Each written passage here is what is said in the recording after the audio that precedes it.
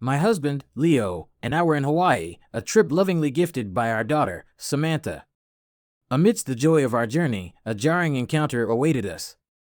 "Don't you know who I am?" a familiar voice boomed. It was Michael, my ex-fiancé, a doctor, and beside him, Lily, the woman he left me for, both dripping in designer labels. The woman who, just a few short years ago, was supposed to be my friend. The same woman who Samantha, with childlike innocence, used to call Auntie Lily. They sneered at us, their eyes scanning our simple clothing with obvious disdain, their words like venom. "Who, may I ask, do you think I am?" Leo stated calmly, his voice laced with a quiet strength that sent a shiver down my spine. That statement, as if by magic, shifted the balance of power. It was the beginning of their downfall. Let me back up a little. My name is Grace, and I'm 49 years old. Leo is my rock, my soulmate, and the love of my life. We share a beautiful daughter, Samantha, who is now independent and navigating the world of work and love with a spirit that makes us incredibly proud. Samantha isn't Leo's biological child. She lost her father to a sudden illness when she was only 4. It was a profoundly dark time for us, a wound that cut deep. It took every ounce of strength I had to even function. Working felt impossible. I was lost in a fog of grief, barely able to care for Samantha. "Let's go to the hospital," Grace, my mother, Helena, suggested one day, her voice filled with concern. She had traveled from my childhood home to help me through the worst of it. "I've made an appointment for you to see a psychiatrist." That's how I met Dr. Michael. The clinic was run by him and his father, a whirlwind of activity due to the sheer volume of patients. Yet, despite the chaos, Dr. Michael exuded an air of empathy, a gentle understanding that drew me in. He recognized the pain in Samantha's eyes, the silent suffering of a child who had lost so much. He suggested she attend sessions with me. Back then, I was so consumed by my own grief that I hadn't fully grasped the depth of Samantha's pain. I blamed myself, hating myself for not seeing, for not protecting her from the harsh realities of life. "I'm such a failure as a mom," I confessed, my voice thick with tears. "Maybe it would be better if I wasn't around." "It's understandable to feel lost after losing someone you love," Dr. Michael reassured me, his voice calm and steady. "Don't be so hard on yourself, Grace." He wasn't just treating me, he was guiding me back from the brink. He provided medication to help me sleep and manage the anxiety, but more importantly, he offered a safe space to process my emotions, a lifeline in the storm. "Please call me if anything happens," he urged, handing me a card with his personal number scribbled on it. "Don't hesitate, even if it's the middle of the night." I stared at the card, surprised. Doctors didn't usually do that. I tucked it away, thinking I would never dare call, yet strangely comforted by the gesture. One night, I came terrifyingly close to ending it all, convinced that Samantha would be better off without me. Desperation, raw and consuming, propelled me to pick up the phone and dial his number. Dr. Michael listened patiently, his voice a soothing balm to my frayed nerves. He talked me down, offering words of comfort and encouragement, reminding me of my strength and the love I had for Samantha. As I was about to hang up, he asked, "If it's okay with you, Grace, could I perhaps text you sometimes? Just to check in?" And so began our daily messages. He became my confidant, my cheerleader, the one constant in a world that felt like it was spinning out of control. Slowly, the fog began to lift. The days I didn't think of my late husband grew more frequent. I started to laugh again, to find joy in the simple things. I was finally ready to face the world, to be a mother to Samantha again. "Thank you, Dr. Michael," I texted him one afternoon. "I wouldn't be here without you." His reply came almost instantly. "It's all you, Grace. You're the strong one." Then he added, "If it's all right with you, I'd like to be there for you, in your personal life too." I was taken aback. Had I misread the situation? Dr. Michael, handsome, successful, and kind, had feelings for me? It was absurd. "I understand you're a widow and you've been through so much," he continued, sensing my hesitation. "But to be honest, I fell in love with you, Grace. The moment I saw you. You're everything to me." I tried to reason with him, to point out the inappropriateness of it all, a doctor dating a patient, especially one he had helped through such a vulnerable time. But he was insistent. "You're the only one for me, Grace," he declared. "I can't imagine my life without you." His words, coupled with the profound impact he had on Samantha's healing, broke down my defenses. We started dating, cautiously at first. Michael embraced Samantha with open arms. They'd spend weekends at the park, his laughter blending with hers.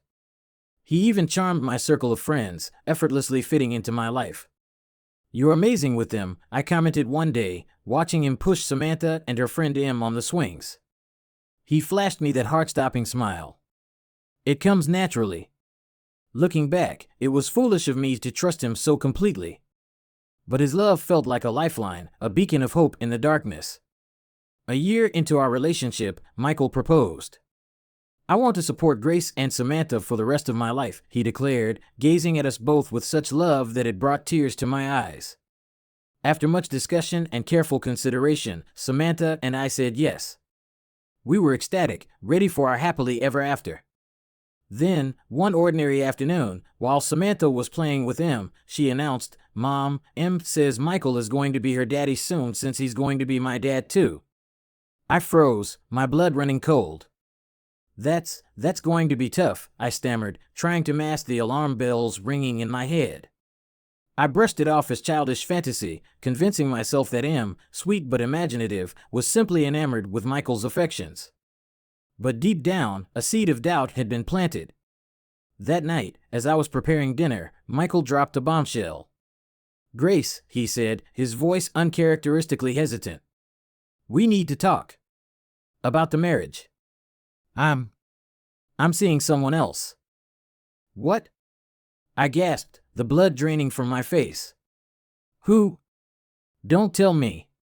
"Lily?" I whispered, Samantha's words from the park echoing in my ears. Michael's face turned ashen. He had been caught. "You're going after a married woman?" "Not just any married woman, but the mother of Samantha's friend?" I was shaking with a mixture of rage and disbelief. "You're betraying me and Samantha for Lily? That's despicable." "Shut up," he snarled, his mask of composure crumbling. "Just shut up." His cruelty, so sudden and unexpected, sliced through me. Fortunately, Samantha was at my parents' house for the weekend, spared from witnessing his true colors. She's more beautiful than you," he spat, his words like acid. "We're more physically compatible. And besides, you've been rejecting me lately, because of Samantha." The man I thought I knew, the man who read bedtime stories to my daughter, was gone, replaced by a stranger I no longer recognized.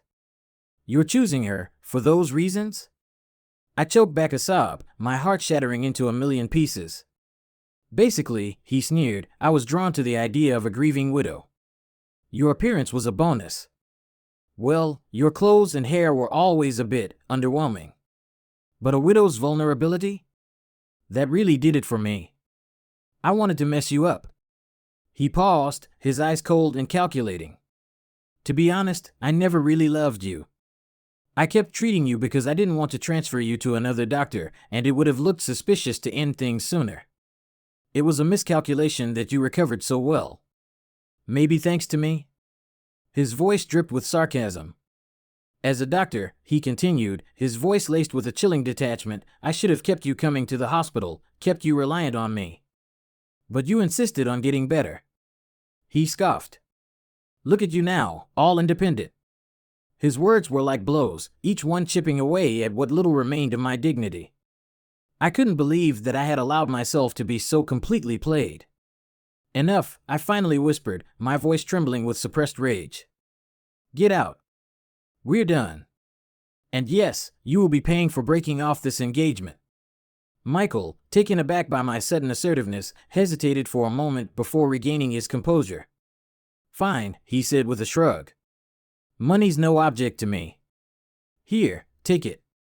He threw a wad of cash on the table. "With your appearance, you should consider a visit to a beauty salon." "Oh, wait," he added, a cruel smirk spreading across his face. "You're going to be a single mother now, aren't you?" "Maybe not." And with that, he was gone. I demanded compensation from Lily as well, though it was more about justice than the money. "You're a single mother, you'll need it," she said with a condescending smirk, tossing a check at me. "Fine, consider this a donation. In return, I get Michael without any further inconveniences. Goodbye, you greedy, poor person." I wasn't surprised by her callousness. She had proven herself to be as heartless as her new lover. They deserved each other. In a way, I was almost grateful she had taken him off my hands. The aftermath was messy. Samantha was heartbroken, more by the betrayal of Auntie Lily than the loss of Michael. It broke my heart to see her cry. I hated them both with an intensity I'd never known before. I wished them nothing but misery. As for Michael and Lily, they left town soon after, their reputations in tatters.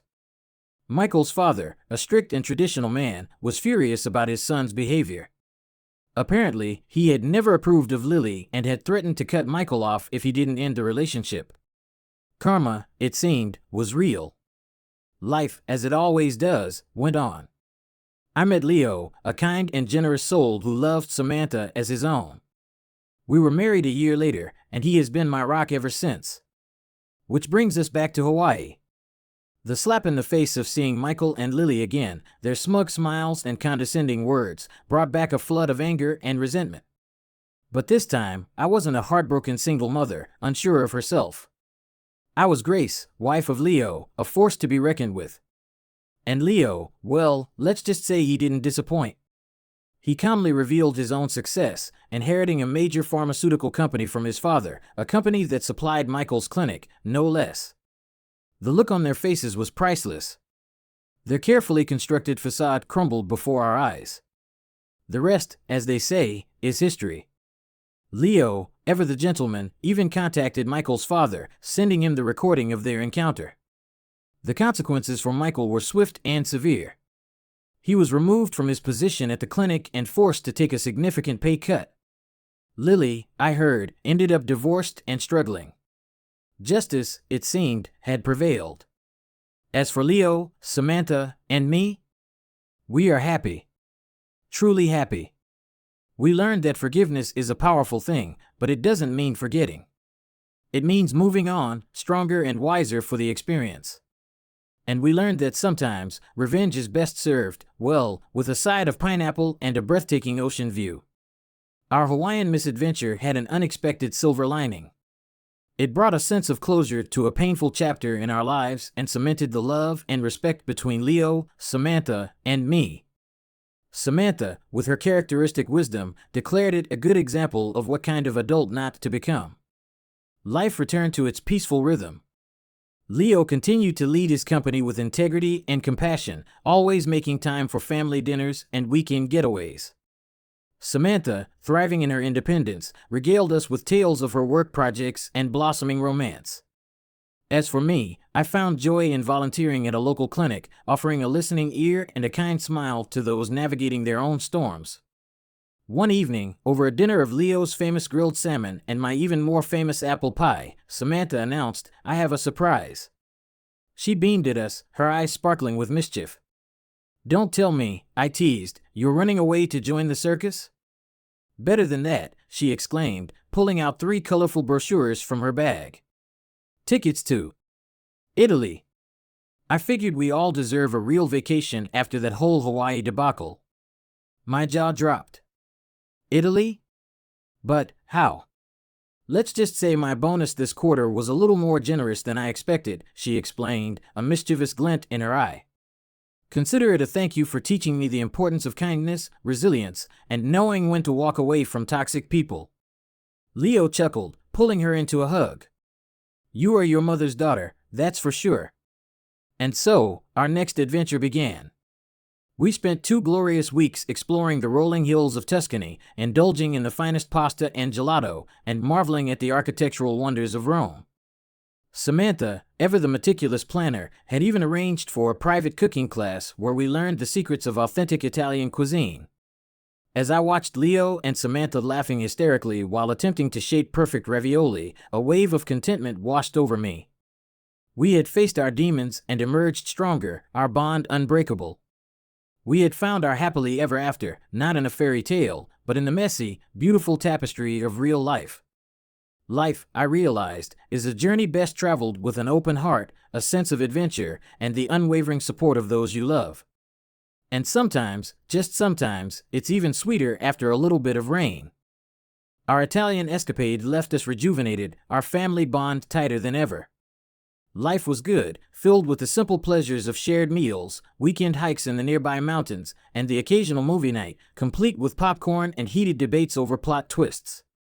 But fate, it seemed, had other plans. It began subtly. A persistent cough that Leo couldn't shake off. A nagging fatigue that lingered even after a good night's sleep.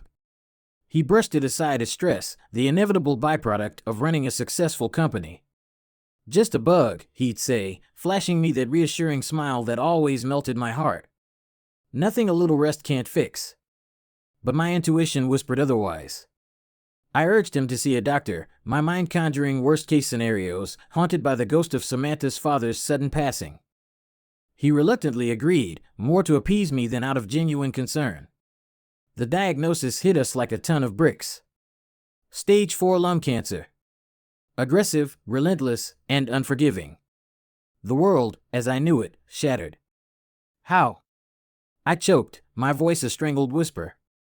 Leo, a picture of health just weeks ago, sat on the edge of the hospital bed, his face pale, his hand trembling slightly as he clutched the doctor's card.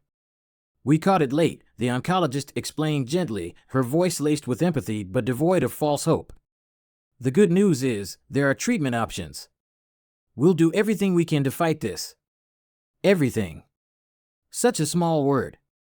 Yet in that moment, it felt like the weight of the world rested on those 6 letters. Samantha, her face etched with a pain I recognized all too well, flew in from Chicago, where she was wrapping up a major project for work. We rallied around Leo, our little family united against a common enemy. He faced his diagnosis with a stoicism that both impressed and terrified me. He meticulously researched treatment options, enduring grueling rounds of chemotherapy and radiation with a quiet determination that belied the toll it took on his body. Through it all, his love for us never wavered. He insisted on maintaining as much normalcy as possible, even when walking became a monumental effort and his once booming laugh was reduced to a raspy whisper. We celebrated his birthday with a quiet dinner at his favorite Italian restaurant, the same one where we had celebrated his remission just 6 months earlier. He held court from his armchair, his eyes twinkling with mischief as he regaled Samantha and me with tales of his mischievous youth, his laughter, though weak, filling the room with a warmth that transcended the chill in the air. As the disease progressed, he confided in me one night, his voice barely audible above the rhythmic beeping of the heart monitor. "Grace, my love," he whispered, his hand reaching for mine, his touch sending a jolt of electricity through my body. "Promise me something."